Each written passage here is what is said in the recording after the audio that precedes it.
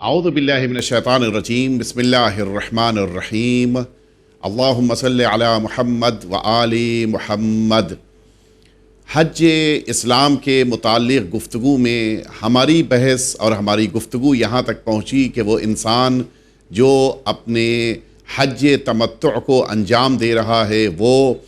میدان عرفات کے بعد میدان مزدلفہ گیا، اور پھر میدان مزدلفہ سے واجب قیام کے بعد اب وہ میدان منی کی طرف نکل پڑا۔ میدان منی میں آنے کے بعد اس انسان کی سب سے پہلی ذمہ داری کہ جس کے بارے میں ہمیں گفتگو کرنی ہے وہ رمی جمرہ سے متعلق ہے۔ رمی جمرہ، رمی یعنی مارنا، جمرہ یعنی وہ جو شیطان وہاں پر ستون کی شکل میں جس کی شبیہ بنائی گئی ہے۔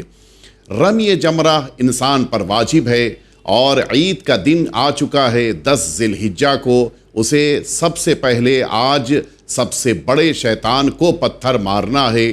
یہ شیطان کو پتھر مارنے کے لیے اسے اس میدان مزدلفہ سے منی آنے کے بعد اس کے پاس یہ وقت ہے کہ سورج نکلنے سے لے کر سورج ڈوبنے تک کے درمیان اس عمل کو بجا لائے۔ لیکن چونکہ اس کے بعد بھی اس کے کچھ واجبات ہیں، لہٰذا جتنی جلدی ممکن ہو اس رمی جمرہ کو انجام دے لینا ہی بہتر ہے۔ اس انسان کو 10 ذی الحجہ کو جس موقع کے اوپر یہ سب سے بڑے شیطان کو پتھر مارنے کے لیے آئے گا، اس موقع پر اس کی سب سے پہلی ذمہ داری ہے کہ وہ رمی جمرہ کرتے وقت نیت کرے۔ یہ نیت کرنا اس کے لیے لازم ہے، واجب ہے، اور اس نیت میں بھی اس بات کو وہ شامل کرے گا کہ وہ اپنا حج انجام دے رہا ہے یا نیابتی حج، اس تفصیل کے ساتھ۔ اور جب یہ نیت کر لے گا کہ میں رمی جمرہ کر رہا ہوں، سب سے بڑے شیطان کو پتھر مار رہا ہوں واجب قربتاً الی اللہ، تو پھر اس موقع پر وہ ان پتھروں میں سے کہ جسے مزدلفہ کے میدان میں اس نے جمع کیا تھا، ان میں سے 7 پتھر کو وہ اس بڑے شیطان کو مارے گا، اور احتیاط یہ ہے کہ 7 پتھروں سے زیادہ مارا جائے تاکہ یقین پیدا ہو جائے کہ ان پتھروں کو شیطان کو مار دیا گیا ہے۔ اور یہ بھی توجہ رہے کہ 7 سے کم پتھر نہیں ہو سکتے، 7 کا پوری طرح سے پتھر مارا جانا 7 کا، اور وہ بھی اس شیطان کو لگنا ضروری ہے۔ اس موقع کے اوپر انسان کے لیے ضروری ہے کہ یہ مسلسل 7 پتھر مارے، یعنی بیچ میں کسی قسم کا گیپ یا وقفہ رکھنے کی گنجائش اس کے لیے نہیں رکھی گئی ہے۔ اسی طرح سے اس انسان کے لیے اس بات کی اجازت نہیں ہے کہ وہ پتھروں کو جو وہاں پر ظاہر ہے کہ بہت سے پتھر مارے جانے کے بعد وہاں پر بکھرے ہوئے دکھائی دیں گے، ان پتھروں میں سے کسی پتھر کو اٹھا کر اس شیطان کو مارے، اس کی اسے اجازت نہیں ہے، اس کے لیے اس کی پرمیشن نہیں ہے۔ بہت سے مراجع کرام اس بات کی اجازت نہیں دیتے کہ اپر اسٹیئرز یا اپر لیول پہ جا کر انسان اس شیطان کو پتھر مارے، لہٰذا اس سلسلے میں خاص طور سے اپنے مرجع کے فتوے کے مطابق انسان کو گراؤنڈ فلور پر ہی آ کر اس شیطان کو پتھر مارنے کی ضرورت ہے۔ اور اسی طرح سے اس سلسلے میں بھی توجہ دینے کی ضرورت ہے کہ یہ رمی جمرہ خود انسان کو انجام دینا ہے، لیکن اگر کسی مجبوری کی بنا پر، اور وہ ایک ایسی مجبوری کہ جو شرعی طور پر قبول کی گئی ہو، اس مجبوری کی بنا پر اس شیطان کو پتھر مارنے کے لیے کسی کو نائب بنایا جا سکتا ہے، اور اسی طرح سے حاجیوں میں سے کوئی نائب بن بھی سکتا ہے ان افراد کے لیے جو میدان منی میں ہونے کے باوجود شیطان کو پتھر مارنے کی طاقت یا ان کے اندر بیماری کی بنا پہ صلاحیت نہ ہو۔ اس شیطان کو پتھر مارتے وقت اس بات کی طرف ہمیں توجہ دینا ہے کہ یہ شیطان کا جو کھمبا، جو ستون وہاں پر قرار دیا گیا تھا، وہ آج کافی چوڑا کر دیا گیا ہے، لیکن ہمارے لیے واجب ہے کہ اسی پرانے کھمبے پر ہم پتھر ماریں، اور اس کو ہم کو سمجھنے کے لیے وہ جو سینٹرل پورشن ہے اس پر پتھر مارنا ہے کہ جس کو ہم نے اپنے اس اسکرین پر واضح کرنے کے لیے، کلیئر کرنے کے لیے بلو کلر میں قرار دیا ہے، تاکہ ہم سمجھ سکیں کہ ہمیں وہاں پر پتھر کس جگہ پر مارنا ہے۔ اور اسی طرح سے ہمارے لیے یہ بات بھی مستحب ہے کہ جس پتھر کو ہم مار رہے ہوں وہ مختلف رنگوں کے ہوں اور اس کے ساتھ ساتھ رف ہونا چاہیے۔ اسی طرح سے ہمارے لیے یہ بات منع کی گئی ہے کہ ہم جس موقع کے اوپر شیطان کو پتھر مار رہے ہیں کسی سواری پر بیٹھے ہوں، بلکہ زمین پر کھڑے ہو کر پتھر مارنا ہمارے لیے بہتر قرار دیا گیا ہے، مستحب قرار دیا گیا ہے۔ اور اسی طرح سے ہمارے لیے بہتر ہے کہ ہم جس موقع پر رمی جمرہ کر رہے ہوں ہم اس موقع پر طہارت کی پوزیشن اور کیفیت میں ہوں۔ اسی طرح سے رمی جمرہ کے موقع پر جن دعاؤں کو مستحبی شکل میں ہمارے لیے قرار دیا گیا ہے ان دعاؤں کو بھی پڑھنے کی ہم کوشش کریں۔ یہ عمل انجام دے لینے کے بعد اس میدان منی کے 3 اعمال میں کا پہلا عمل ہم انجام دے لے گئے۔ اب اس کے بعد ہمارے لیے دوسرا عمل جو میدان منی کا ہے اسے انجام دینا ہے۔ وہ عمل ہے اس میدان منی میں قربانی کرنا۔ یہ قربانی اسی عید کے دن، وہ بھی ہمیں اس قربانی کو اپنے رمی جمرہ کے بعد انجام دینا ہے۔ اور اسی بنا پر ہمیں اس بات پر بھی توجہ دینی ہے کہ اگر ہم نے کسی شخص کو رقم دی ہے تاکہ وہ ہماری طرف سے اس میدان منی میں قربانی کرے تو پھر اس شخص کو یہ بتانا بھی ہمیں پڑے گا کہ ہم رمی جمرہ سے فارغ ہو گئے ہیں تاکہ وہ ہماری طرف سے قربانی کر سکے۔ یہ قربانی ہم کو جو انجام دینی ہے اس قربانی کو ہم تاخیر میں نہیں قرار دے سکتے، بلکہ ہم بغیر ریزن کے اگر تاخیر کریں گے تو پھر اس کے لیے ہمیں کفارہ دینا پڑے گا۔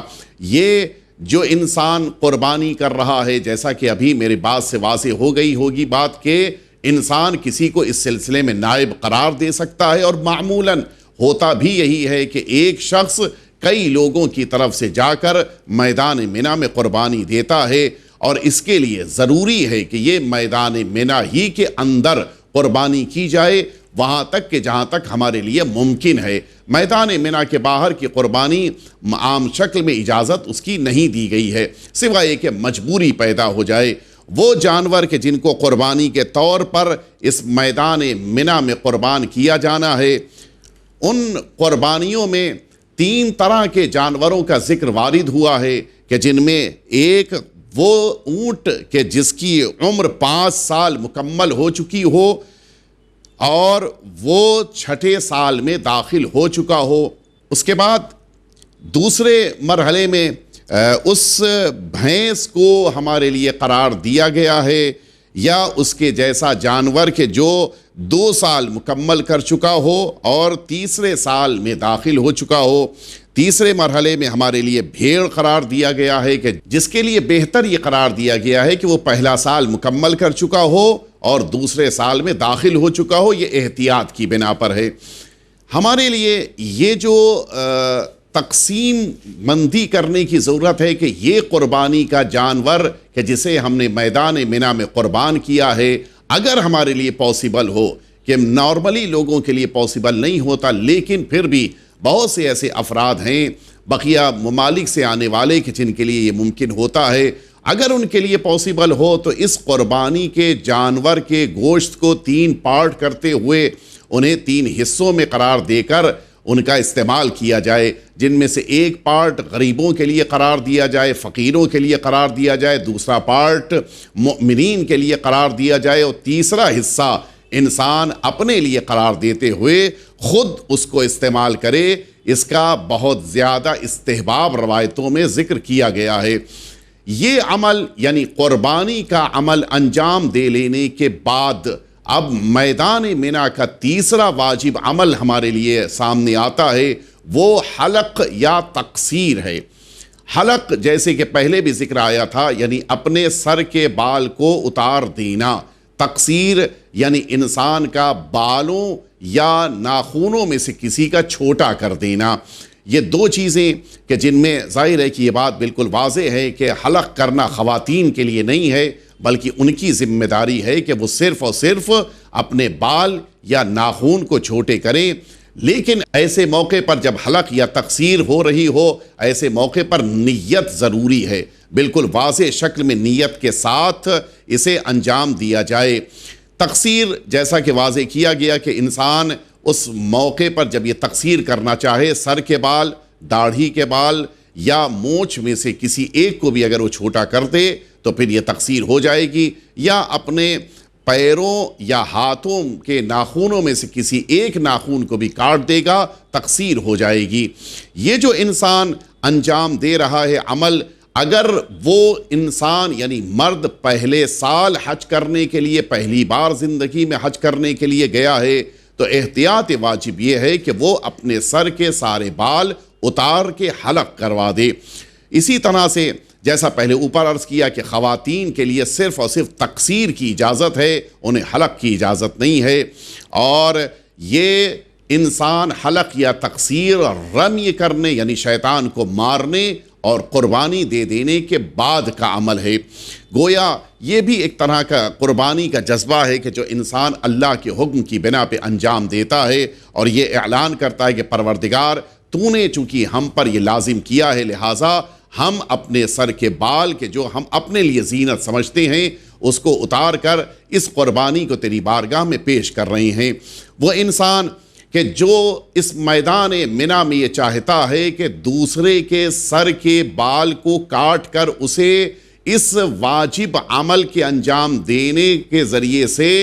وہ احرام سے آزاد کرے، تو یہ انسان اگر خود اپنے سر کے بال کو کاٹ کر چھوٹا کر چکا ہے تب تو اس کے لیے اس بات کی گنجائش ہے کہ وہ کسی دوسرے کے سر کے بال کو کاٹے، لیکن اگر اس نے ابھی تک اپنے کو تقصیر یا حلق کے ذریعے سے آزاد نہیں کیا ہے اور احرام کی حالت میں ہے تو اسے اس بات کی پرمیشن نہیں ہے کہ وہ کسی دوسرے کے سر کے بال کاٹے، اور اگر کاٹے گا تو پھر اسے اس کا کفارہ دینا پڑے گا۔ لہٰذا یہ توجہ رہے کہ انسان اپنے سر کے بال کو کاٹنے کے بعد ہی کسی دوسرے کے سر کے بال کو چھوٹا کر سکتا ہے، اور اسی طرح سے اگر کسی انسان کو اس بات کا خوف ہے کہ اگر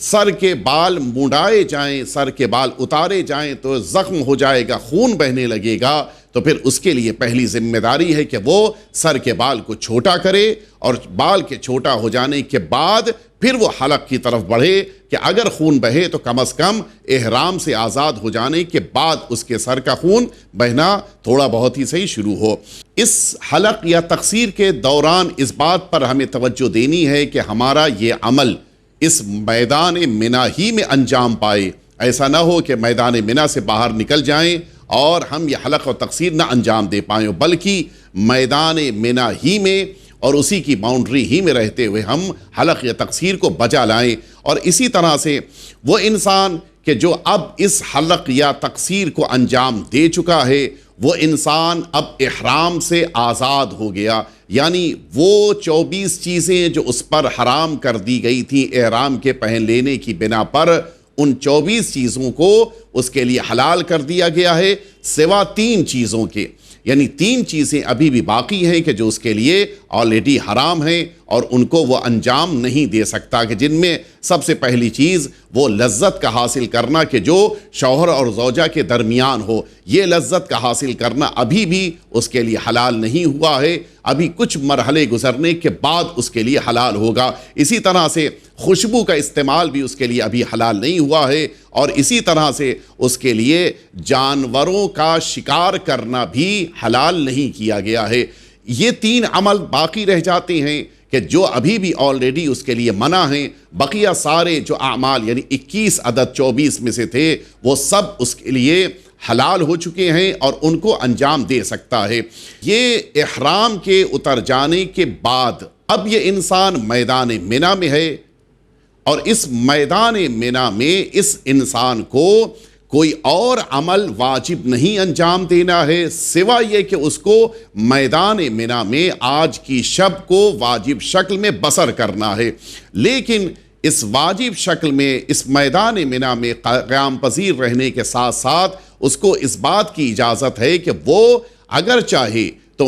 سرزمین مکہ جا کر جو بالکل متصل علاقہ ہے وہاں جا کر خانہ کعبہ میں وہ 5 اعمال کے جو درمیان میں قرار دیے گئے تھے ان 5 اعمال کو بجا لائے اور پھر واپس آ کر اس میدان منی میں رات گزارے، جن میں سے سب سے پہلا عمل اس کے لیے خانہ کعبہ میں طواف کرنا، دوسرا عمل نماز طواف پڑھنا، تیسرا عمل صفا اور مروہ کے درمیان سعی کرنا، چوتھا عمل طواف نساء کا بجا لانا، پانچواں عمل اس طواف نساء کی نماز کا پڑھنا۔ یہ 5 عمل ہیں کہ جن میں سب سے پہلا عمل یہ اس کا مکہ معظمہ میں وارد ہونے کے بعد خانہ کعبہ میں اس حج تمتع کے لیے طواف کا کرنا، طواف کا بجا لانا۔ یہ توجہ رہے،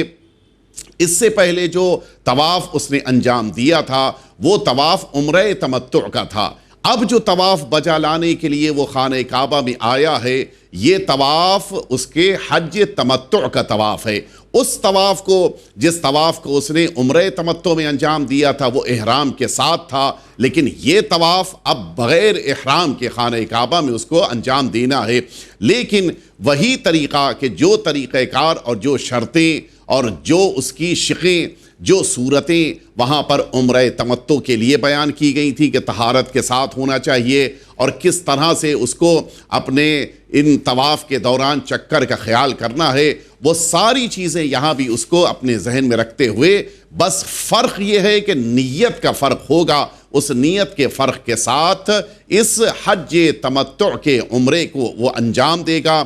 اور اس کو خاص طور پر اپنی نیت پر توجہ دینی ہے کہ وہ یہ نیت میں کہے گا کہ میں حج تمتع کے اس طواف کو بجا لا رہا ہوں واجب قربتاً اللہ، کہ جس میں اس تفصیل کو بھی شامل کرے گا کہ یہ خود کا حج ہے، یہ دوسرے کا حج ہے، واجب ہے یا مستحب ہے، اور اسی کے ساتھ ساتھ وہ اپنے اس طواف کو انجام دے گا ان ساری شرطوں کے ساتھ جو پہلے گزر چکی ہیں۔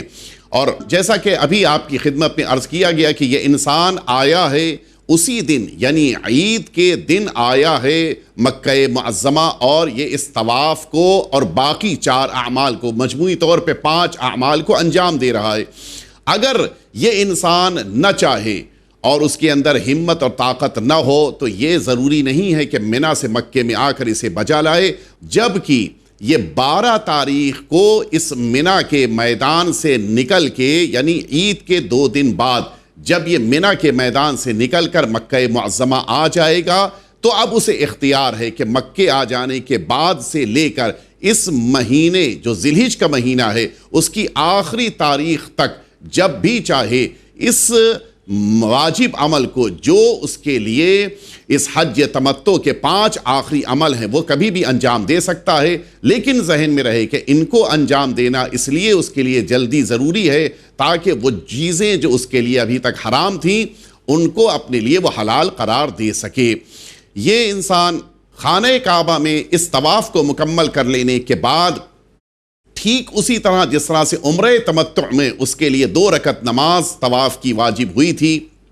یہاں بھی اس کے لیے 2 رکعت نماز بالکل نماز صبح کی طرح سے واجب ہو جاتی ہے کہ جس کو اسے مقام ابراہیم کی قریب ترین جگہ پر پڑھنا ہوگا۔ بس فرق اسی نیت کا ہے کہ یہ نماز اس طواف کی ہے کہ جو حج تمتع کا طواف ہے، اور اس نیت کے ساتھ کہ جو وضاحت کی گئی تھی اس کے ساتھ اپنی اس نماز کو وہ پڑھے گا۔ یہاں سے آگے بڑھے گا یہ انسان، اور جس طرح سے عمرہ تمتع میں اس نے خانہ کعبہ کا طواف اور نماز طواف کے بجا لانے کے بعد سعی کی تھی صفا اور مروہ کے درمیان، یہاں بھی حج تمتع کے لیے وہ صفا اور مروہ کے درمیان سعی کرے گا، انہی شرطوں کے ساتھ، انہی صورتوں کے ساتھ کہ جو پہلے بیان کی گئی تھیں، انہی سب کے ساتھ۔ بس صرف فرق یہ ہے کہ یہاں بھی اپنی نیت کو وہ حج تمتع کے لیے قرار دے گا، اور پھر اس کو مکمل جیسے ہی کر لے گا اس سعی کو، اس سعی کے مکمل کر لینے کے بعد اس کے لیے وہ خوشبو جو ابھی تک احرام کی بنا پر حرام ہو گئی تھی وہ اس سعی کے انجام دے لینے کے بعد اس کے لیے حلال ہو جائے گی، اور اب وہ خوشبو کو بھی استعمال کر سکتا ہے۔ یہ سعی کے مکمل کر لینے کے بعد اب اسے دوبارہ خانہ کعبہ میں واپس آنا ہے، اور اگر اس کی طہارت باقی ہے تو ٹھیک ہے، اور اگر طہارت باقی نہیں ہے تو پھر اس کو طہارت اختیار کرنی ہے، اور اب یہاں پر اسے ایک طواف نساء کی نیت کے ساتھ انجام دینا ہے۔ یہ وہ طواف ہے کہ جسے مرد کو بھی انجام دینا ہے، جسے خاتون کو بھی انجام دینا ہے۔ اس میں مرد اور عورت کے درمیان کوئی فرق نہیں ہے، اس میں بھی کوئی فرق نہیں ہے کہ وہ شادی شدہ ہو یا شادی شدہ نہ ہو۔ ہر 2 صورتوں میں انسان کو اس طواف نساء کو بجا لانا ہے۔ اس طواف نساء کا طریقہ کار بھی ٹھیک وہی ہے کہ جو ابھی ابھی طواف کیا گیا تھا حج تمتع کے لیے، اسی طرح سے اسے بھی بجا لانا ہے۔ لیکن یہاں پر یہ توجہ رہے کہ یہ حج تمتع کا جز ہونے کے باوجود یہ حج کا رکن نہیں ہے، لیکن یہ حج کا ایک پارٹ ہے، ایک حصہ ہے کہ جسے ہمیں انجام دینا ہے۔ خانہ کعبہ میں اس انسان کو حج تمتع میں اس طواف نساء کو بجا لانا ہے، اور انہی شرطوں کے ساتھ جو اوپر بیان کی گئی تھی، لیکن نیت کے موقع پر یہ نیت کرے گا کہ میں طواف نساء کر رہا ہوں، حج تمتع کا جو واجب ہے میرے لیے قربتاً اللہ۔ اس کو بجا لانے کے بعد یہ انسان اسی مقام ابراہیم کے پاس آئے گا اور 2 رکعت نماز ٹھیک اسی طرح جیسے پہلے پڑھتا آیا ہے، اپنی 2 رکعت نماز کو طواف نساء کی نماز کی نیت کے ساتھ بجا لائے گا، اور یہ نیت میں ہی بس فرق ہے، ورنہ نماز کا وہی طریقہ ہے۔ اور پھر جیسے ہی اس نماز طواف کو بھی کمپلیٹ مکمل طور پہ پڑھ لے گا، یہ انسان کے جس کے لیے ابھی احرام کی بنا پر اس کے لیے شوہر زوجہ کے تعلقات کے لیے منع کیا گیا تھا، اب اس تعلقات کی بھی اس کو اجازت مل جائے گی۔ بس ایک عمل اور ہے کہ جو اس کے لیے ابھی تک حلال نہیں ہوا ہے، وہ ہے انسان کے لیے شکار کرنا۔ اس شکار کرنے کی اجازت انسان کو تب تک نہیں ہے جب تک سرزمین مکہ پر مقیم ہے۔ مکے کی سرزمین سے باہر آ جانے تک اس کے لیے اس کی اجازت نہیں ہے۔ یہ طواف نساء کے جس کا ذکر آپ کی خدمت میں عرض کیا گیا، یہ طواف نساء سب پر واجب ہے، وہاں پر عمر کی قید نہیں ہے کہ بڑی عمر والوں کو نہیں انجام دینا ہے، چھوٹی عمر والوں کو نہیں انجام دینا، کسی کے لیے کوئی قید نہیں ہے، سب کو اس طواف نساء کو بجا لانا ہے۔ کمسن ہونے یا نابالغ ہونے کی بنا پر اس طواف نساء سے اس کو پرہیز نہیں کرنا ہے، بلکہ اسے بھی اس کو انجام دینا ہے۔ یہاں پر یہ بات ہمارے ذہنوں میں رہے کہ یہ جو 5 عمل ہم نے انجام دیے، ان 5 اعمال میں طواف اور نماز طواف، اس کے بعد سعی، اور اس کے بعد طواف نساء اور نماز طواف نساء، تو طواف کے بعد فوراً نماز طواف تو پڑھنی ضروری ہے، لیکن فوراً سعی کرنا ضروری نہیں ہے۔ جس طرح سے سعی کرنے کے فوراً بعد طواف نساء کرنا ضروری نہیں ہے، بیچ میں فاصلہ دیا جا سکتا ہے، لیکن طواف نساء کر لینے کے بعد فوراً نماز طواف کا پڑھنا ضروری ہے۔ تو یہ 5 عمل کو 3 پارٹ میں بھی انجام دیا جا سکتا ہے، طواف، نماز طواف، پھر دوسرا حصہ سعی کا، اور تیسرا حصہ طواف نساء اور نماز طواف نساء۔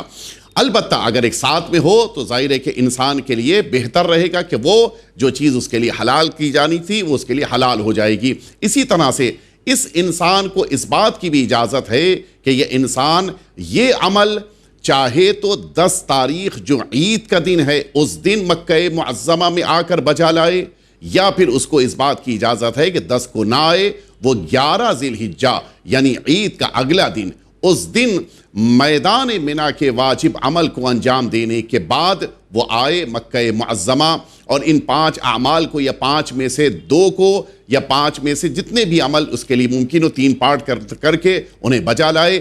یا پھر اگر یہ بھی اس کے لیے ممکن نہیں ہے تو پھر جس موقع پر 12 کو واپس پلٹے تب اس عمل کو بجا لائے۔ اسی طرح سے میدان منی میں جس قیام کا ذکر پہلے آیا تھا کہ انسان کو عید کا دن گزار کے جو رات آ رہی ہے یعنی 11 ذی الحجہ کی شب، اور اسی طرح سے 11 ذی الحجہ کا دن گزارنے کے بعد جو رات آ رہی ہے یعنی 12 ذی الحجہ کی شب، ان 2 راتوں میں اس میدان منی میں قیام کرنا واجب ہے۔ یہ قیام نصف شب یعنی آدھی رات کا قیام ہے، یعنی اگر انسان غروب سے لے کے نصف شب مڈ نائٹ تک قیام پذیر ہے تو اب یہ اس کے لیے پاسبل ہے کہ وہ سیکنڈ ہاف میں جا کر مکہ معظمہ اپنے اس عمل کو بجا لا سکتا ہے، جس طرح سے اس کے لیے اس بات کی بھی پرمیشن ہے کہ وہ جائے مکہ معظمہ اور مڈ نائٹ سے پہلے واپس آ کر صبح تک اس منی میں قیام پذیر ہو جائے۔ لیکن وہ افراد کے جو مکہ معظمہ گئے اور مکہ معظمہ میں انہوں نے یہ ارادہ کر لیا کہ میں مکمل طور پہ ساری رات عبادت میں خانہ کعبہ کے قریب رہتے ہوئے اپنی رات گزاروں گا، تو ان کو اس میدان منی میں قیام کرنے سے اجازت دی گئی کہ وہ نہ بھی چاہیں تو میدان منی میں نہ آئیں اور اس مکہ معظمہ میں رات گزارتے ہوئے اپنی عبادتوں میں وقت صرف کریں۔ لیکن یہ توجہ رہے کہ اگر وہ بقیہ حصہ کہ جو منی کا تھا اگر وہ مکہ معظمہ میں رات گزاریں گے، اس وقت کو بھی مکہ معظمہ میں گزاریں گے، تو پورا وقت عبادت میں انہیں صرف کرنا ہے۔ صرف ضرورتوں کو اور حاجتوں کو پورا کرنے کے لیے وہ اس خانہ کعبہ کے حد سے باہر نکل کے مثلاً وضو کرنا ہے، مثلاً ان کو فریش ہونا ہے، اس کے لیے باہر نکل کے، ورنہ ساری رات ان کو پھر عبادت میں اس سرزمین مکہ میں خانہ کعبہ کے اندر رات گزارنی ہوگی۔ اس طرح سے یہ انسان وہ 5 عمل کے جو مکہ معظمہ کے تھے انہیں بھی مکمل کر لے گیا۔ اب اس کو کچھ ایسے اعمال ہیں کہ جو اب منی میں باقی رہ گئی ہیں، انہیں اسے واپس منی میں آ کر بجا لانا ہے کہ انشاءاللہ اس تفصیل کو آئندہ ایپیسوڈ میں آپ کی خدمت پہ عرض کیا جائے گا۔ رب العزت کی بارگاہ میں ہم سبھی دعا کرتے ہیں کہ پروردگار ہم سبھی کو نیک اور اچھے انسان بننے کے ساتھ ساتھ اللہ رب العزت کی بارگاہ میں حج بجا لانے کی سعادت عطا فرمائے۔ وصلی اللہ علی سیدنا محمد وآلہ الطیبین الطاہرین۔